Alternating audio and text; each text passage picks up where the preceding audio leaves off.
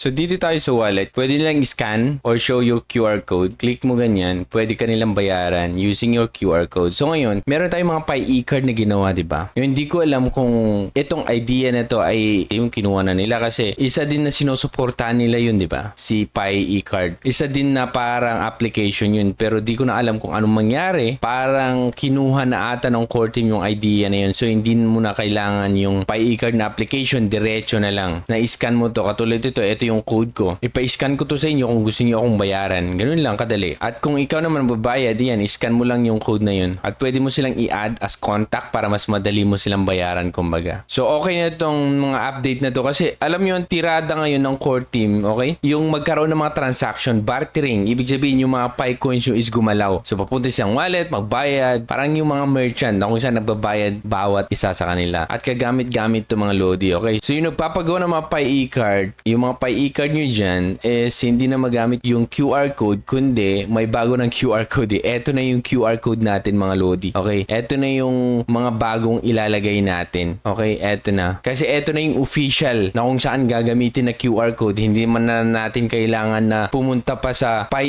e-card para mag-create lang ng account doon or i-connect yung account natin kasi nawala na. Andito na nga lahat eh. Isa wallet na ng Pi network. Andun na yung pwede nyong i-scan. Okay? So pwede ito ang gamitin natin sa mga Pi e-card natin. So update din tayo sa core. May mga magagandang balita galing sa core. Isa na rito ang kanilang pag-grant sa Faceless Labs. Okay, na maging isang builder. Napakaganda nito mga Lodi. So ngayon, tandaan nyo, hindi basta-basta na lang nag-grant or tumutulong ang core sa mga iba't ibang projects. Kinikilatis nila yan. Kung nakitaan nila ng potential, then tutulong sila. Gagawin nilang builder o ibig sabihin, i-improve nila yung project na ginagawa nila at ilalunch nila dito or dito sa network mismo ng core, okay? So ano ba ang Faceless Labs mga Lodi? So pakinggan natin kung ano ang sinasabi ng CEO about Faceless Labs or sino sila. I am not just a content creator here on TikTok, I am also the CEO and co-founder of my company Faceless Labs, and today we are super excited to announce that we recently received a builder's grant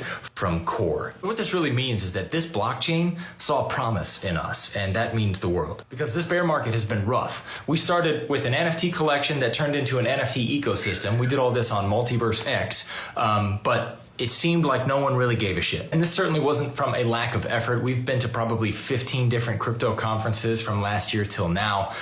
We've built metaverses with all the top Elrond NFT projects in it. I've spoken to the team at length and offered to represent them at conferences, and we're told to mind our own business. Okay, so eto na yung CEO ng Faceless Labs na kung saan tuwang-tuwa kasi nga itong core binigyan sila ng tulong, okay?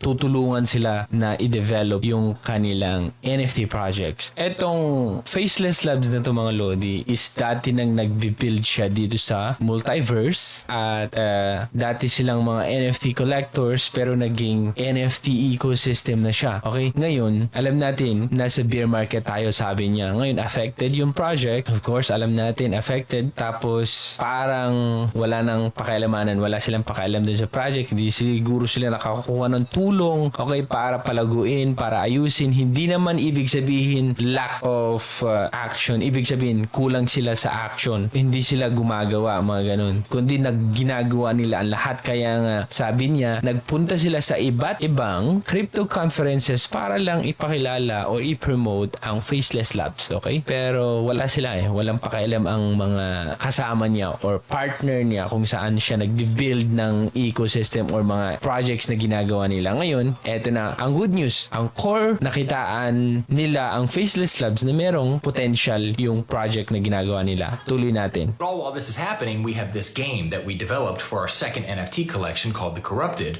and we wanted to come up with a plan to scale that so that we can open it up to a bigger community than just our NFT holders. And then along comes these guys, Core. And if you haven't heard of them, it's probably because they launched earlier this year. They're often described as a perfect union between Bitcoin and Ethereum. So what Core is helping us do is transform the game that we built for our NFT holders into a fully fledged mobile application. Anyone can play it for free. It's going to be super easy to sign up. It's going to be very addicting, very fun. Probably like if League of Legends and Clash of Clans had a baby. So, narinig na natin, okay, na yun yung kung saan tutulong ang Core sa kanila. Tutulungan nila itong Faceless Lab na maging fully fledged mobile game yung project na free to play para naman lahat mag-enjoy. So, yun yung parang gusto ng Core na mangyari na banggit nila na maging fun, maging maayos, free siya, rewarding, enjoyable yung game para maraming pang mga taong mahikayat mag-join dito sa blockchain or pag-aralan ng blockchain, okay? Right now, the game is in development, and when it's time for alpha or pre-alpha, we are going to be looking for as many players to test out the game and offer us feedback as possible. Yung game na sa development, syempre alam natin partner nila ang Core noong saan sila ngayon tumutulong, di ba? Basta ang Core tumutulong sa kanila para maging fully fledged yung game. Nasa development sila at kung ila-launch ang project or magkakaroon ng alpha launch or pre-alpha, kailangan ng maraming users na kung saan magtitest at magbigay ng feedback. At alam natin, syempre, ang mga Core Toshis ang mauna dyan kasi nga, yun talaga ang gagawin ng Core. Itong community ng Core Toshis, sila yung magtitest at expect natin meron pa rin yan airdrop or reward galing sa Faceless Labs. Kasi yun naman yung point kung bakit yung isang vision ng Core na kung saan maging airdrop king sila. At sa ngayon mga Lodi, okay, tandaan nyo na hindi basta-basta tumutulong lang ang Core sa mga iba't ibang project. Pinipili nila at nakikitaan nila, kung nakitaan nila yung potential yung isang project katulad ng Faceless Labs, dun nila igagrant as a builder dito sa Core Network. Mga Lodi, okay? So, abangan natin to, exciting to, at marami pang iba kasi sabi nga ng Core daw, abangan nyo kasi may malaking mangyayari. So, naghahanda pa lang sila. Bago pa lang ang Core, mga Lodi, pero makita nyo naman kung gaano ka-impactful or ano yung ginagawa nila para mapag-grow talaga itong ecosystem ng Core Network, mga Lodi. So, tuloy-tuloy pamimigyan nilang airdrop, mga Lodi. Paano ba kumuha ng airdrop? Ganito, mga Lodi, i-download nyo yung Satoshi app. Ito ay partner nila. Baka nagtataka kayo. Akala ko ba Core, ba't Satoshi app? Ito ay Satoshi app na kung saan partner ng Core to. Lahat ng mga airdrop na ginagawa nila dito mismo sa app. Okay? Since the beginning, okay, dito nila ginagawa. Nung airdrop sa Bitcoin, yung Core token, Core coins nila, dito nila i-distribute. Marami pang darating ni airdrop in the future katulad ng Faceless Lab siguro. Siguro, meron